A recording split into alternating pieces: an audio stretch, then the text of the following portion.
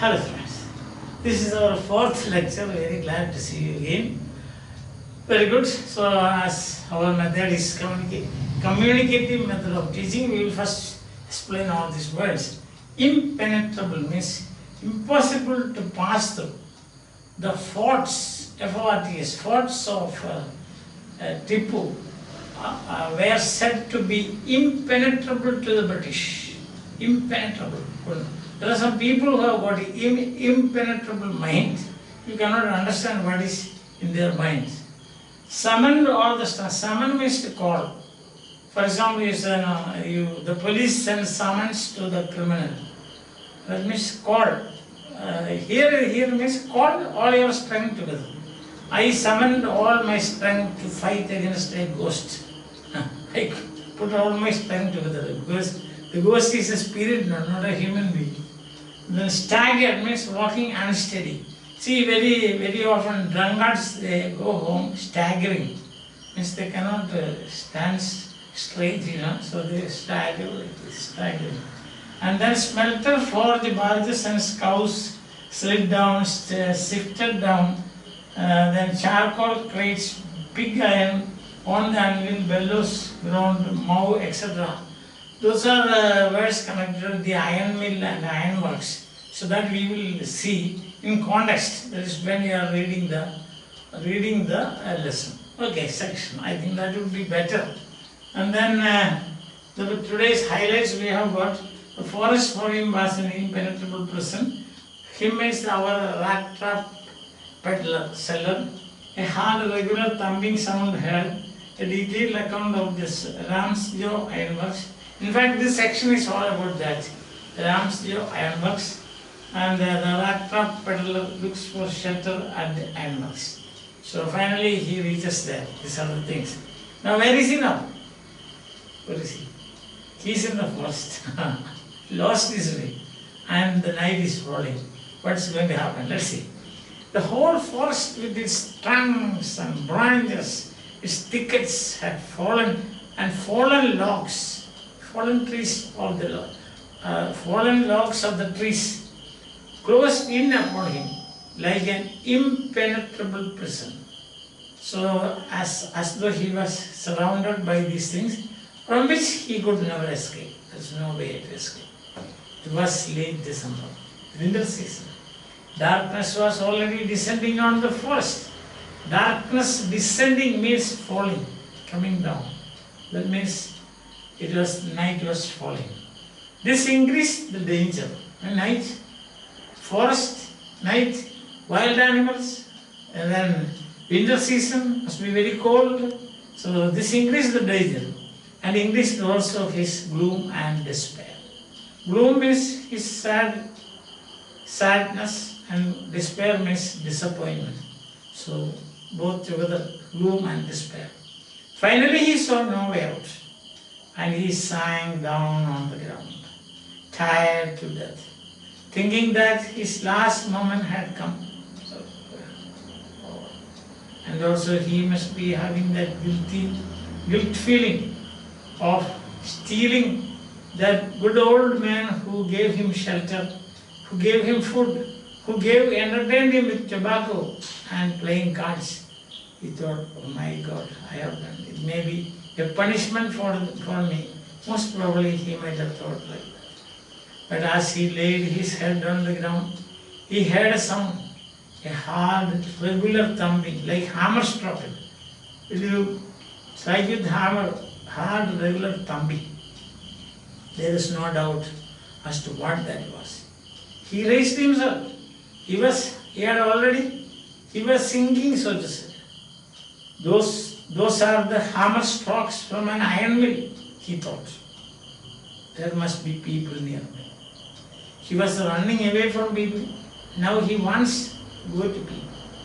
He was running away from human habitations into the forest. Loneliness, he wanted loneliness. Now he wants the company of people. See the contrast in life. Very often it happens now, in our life also. He summoned all the strength. Means he put all the strengths together, his strength together. Already he is staggering, he is tired. Got up and staggered in the direction of the sound. There was a sound, hammer strokes, so slowly it was moving in the direction of the sound. Then the Ramsjo. Now rest of this passage is all about the Ramsjo ironworks, which was in the days when it flourished. Not now. The days now means those days. Once upon a time. You remember the story began like that. Once upon a time. So at that time, in the summer sowing, he summoned the Ramsjo ironworks, which are now closed down. Now it is not there. Nobody works there. Now it's about the past. Its situation in the past, how it flourished those days. The days of the peddler were not so long ago a large plant with smelter, rolling mill and forge. So it was a large plant, smelter. Smelter means a vessel for melting and also separating, melting the iron ore and separating the iron from it, smelter. Rolling mill, and forge. Forge is also some shaping the iron. In the summer time, long lines of heavily loaded barges and scows. Barges and scows means, imagine cargo, moving cargo boats, huge boats in which cargo can be moved. Like lorry on the road, So this is one thing, there is some water transport system. Scows. Slid down. Since it is water, it slid down. That is on water, it is what you can see like skating. It slid down. The canal which led to the large inland lake. And in the winter time, the roads near the mill were black from all the coal dust, soot, SWT, coal dust, soot, which sifted down, came down. Nice particles of coal, that is, or smoke. Is a US space chimney, you will find soot now. Yes. So sifted down, came down from the big charcoal crates. So like a square basket like thing from which you carry, in which you carry. You can say apple crates, When you go to supermarkets and so on, you can say apple crates. Crates carrying or crates wherein you transport apples or oranges, crate. Or even when fish crates, they used crates for carrying. A square, something like a square basket you can say, but it is harder than that, that's crate. Here it is charcoal crates. So which have taken, so large inland lake, etc. Like from, down from the big charcoal crates. When you get a charcoal carry, very nice particles from that charcoal will escape. Especially when there is wind and thus the road became black because of that. During one of the long dark evenings, just before Christmas season, the master smith, just as we have got the principle, this is the principle of the ironworks, master smith, and his helper sat in the dark forge near the furnace, where used for melting iron, furnace, waiting for the pig iron. Pig iron means the status of iron just before converting that into steel. A raw iron we can say. So the pig iron. That's why I told that we will explain these words in the context. If you ask me, what is pig iron here? It's difficult for me to explain and for you to understand also. Pig iron, which had been put in the fire to be ready to put on the anvil. Anvil means a very hard and big piece of iron, on which you keep pieces of iron and beat with a hammer them. A lot of things you can do. A platform, you can say. That is anvil, an iron platform on which a lot of work can be done. That is platforms, you know. For example, you have a platform. Don't think of these digital platforms. Understand that? But this is a platform of iron, very hard iron, on which you can beat, you can see in kitchen you have got cutting board, you know, that's a kind of platform. Cutting board, vegetable cutting boards are there. So like that, this is for cutting iron, shaping iron, beating iron and all those. That's a platform. That's anvil. Every now and then, one of them got up to stir the glowing mass. Glowing mass means the melting iron. Either the master blacksmith or his helper will get up and stir it, move it with a long iron bar, returning in a few moments, dripping with perspiration. The temperature is so high. A long iron is but dripping with perspiration, as if he just comes, as if he just has come out of bathroom. See, without using a bathing, means without drying. See that? In other case, what? Or like raining. Suppose you are coming from rain. How will it be? What will be dripping? Exactly like that. The furnace is so hot that when the master blacksmith or his helper, what happens is alternately they go. First the master will go, then the helper will go, then the master will go, then the helper will go, then the master will go, then the helper will go. I think that's enough. Isn't it? Yes? Okay. Then how do they come back? That is wet with sweat. Because of the temperature. So glowing mass melting.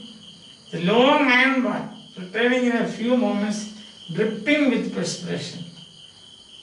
Though, as was the custom, he wore only nothing but a long shirt and a pair of wooden shoes. It's because of this perspiration they expect. They don't wear anything except a long shirt. No inner garments or any such thing. But because it's very hot and perspiration. If you put on a banyan, then that banyan will absorb all this sweat. It will become so discomfortable. So they put on a long shirt and then wooden shoes. Why? So that it will be, they will feel less heat. Wooden material. Understand? And then what happens is that perspiration, etc., long shirt. All the time there were many sounds to be heard in the forge. Some will be hammering, some will be taking and throwing things, some will be bringing in. So a lot of sounds will be heard. The big bellows groaned. The bellows, that is to keep the furnace live. You need air. The air is pumped with the help of bellows. The bellows groaned. Groan means a cry of a suffering man. Like this. So bellows groan means they produced that sound. Bellows moved, that sound is there. Onomatopoeic words. Onomatopoeia, you know, that is the word reflects or make words in imitation of the sound. Meow, that is onomatopoeia. Cuckoo, onomatopoeia. Wind, onomatopoeia. Whistle, onomatopoeia. So you are making a word in imitation of the sound. So here it is groaning bellows. Bellows cannot cry, you know, that sound as we are pumping air. That is it. Then what happens? Shirt, etc. Big bellows groan. The burning coal cracked. When coal, big pieces of coal is put in the furnace, then it will crack. Like this. When it burns, no, that is this. What happens is when heat, it will expand and then it will break into small pieces. So that is cracked. Cracked, biscuits, this is parle. Then a number of biscuits are there. Crack. Crack. So when you eat the parle biscuit, inside of your mouth it is like you get a cracking sound. Like that here, called cracks. And then what happens? That's all about, I told you, this ironworks. And the fire boy shoveled charcoal into the mouth. Mouth means mouth of the furnace, with a great deal of clatter. Now shovel, you take and then put it inside the furnace. Then it produces a sound, clattering sound. That's again another one. But it was in metal. You take a basket full of metal and slowly you turn the basket upside down, then you hear the same sound. So that isn't it? That is, see, for a clattering sound, clattering. When the train, also you can see the train, you hear, when the train is running, you hear a clattering sound. Isn't it? Look at this. Main sound that you hear is, but here it is clattering sound. Okay. Then you take a handful of pebble, then throw it, then you will see, they hear the clattering sound. Yes. So it was back tail clatter. Outside roared the waterfall. There is nearby, there is a waterfall. And a sharp north wind whipped the rain. It was raining against the brick tile roof. Whipping. The wind is whipping the rain. The wind is throwing water on the roof of this brick tile roof of the ironworks. Oh, what a situation. All the sounds from the ironworks plus from nature. The fury of nature also is there. Water is being whipped by the north wind.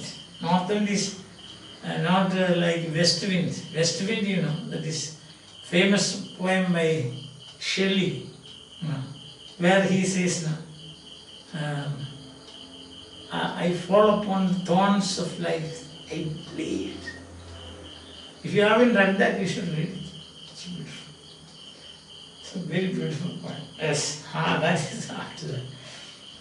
What happened? It was probably a brick tile roof. So you have got sounds from the forest, you have got the rain, you have got the waterfalls, you have got all the other sounds around that come from the ironworks. Almost you can imagine what a disturbed situation is that. Then back tell you, it was probably on account of all this noise that a man had opened the gate.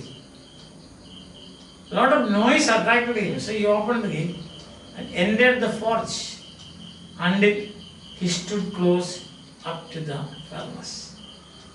Nobody questioned him, nobody noticed it, because around there is a sound from nature, sound from waterfall, sound from rain, sound from wind, sound from the ironworks. Surely it was nothing unusual for poor vagabonds without any shelter, any better shelter for the night, to be attracted to the forge by the glow of light which escaped through the sooty panes. Sooty means blackened by soot, window panes. Sooty panes, and to come to warm themselves in front of the fire. This happens very often. It's not anything unusual, very usual. Because people who have no place to go, no shelter, and when it is cold outside, and it is winter season, and it is raining also. So very often these vagabonds, poor vagabonds who have no place to go, they take shelter and they go near the forge so that they can warm themselves. So therefore what happened? Nobody noticed. That's the point. Come to the answer. The blacksmith glanced only casually. No. Oh, somebody came. That's all. He doesn't bother. Glanced casually. Means without taking any interest. Casually looking at the person.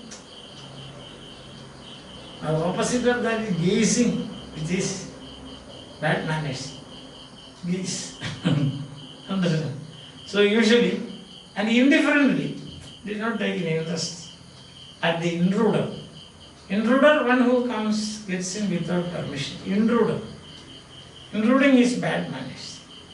If you get into somebody, before getting into the rooms of your professors, you should knock and say, may I come in, sir? Otherwise you are an intruder. In some places you will be shot immediately. So don't do that. If you love your life, don't be an intruder anywhere. I think now it is very clear to you, no problem. As I have already told you at the beginning of this class, part of it is, of course, is the travails, the troubles, the tribulations, the problems faced by the peddler. Then most of this section deals with the ironworks and the sounds there. Cracking sound, hammering sound, see? Beating on the anvil, then the furnace, burning furnace, and the people working, how hard it is. Just the mass, the glowing mass, the melting iron. When they just go stirring it for 1 or 2 minutes, they come back wet, soaked in sweat. Although they are wearing only a shirt and wooden shoes. Then the winter rains, the beaten north wind beats the rain on the roof, tiled roof of the ironworks. Lots of sound from forest and waterfall. So,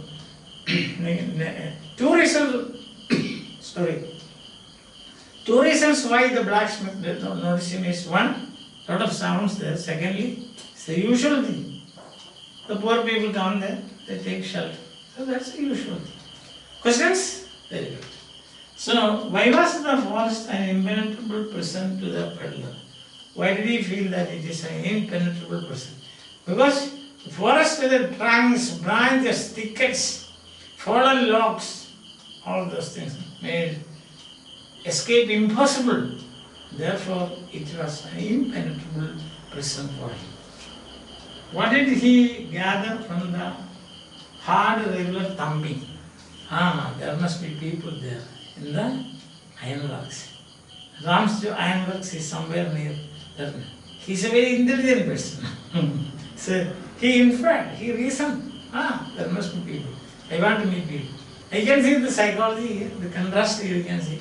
The man who was running away from people, now he is going in search of people.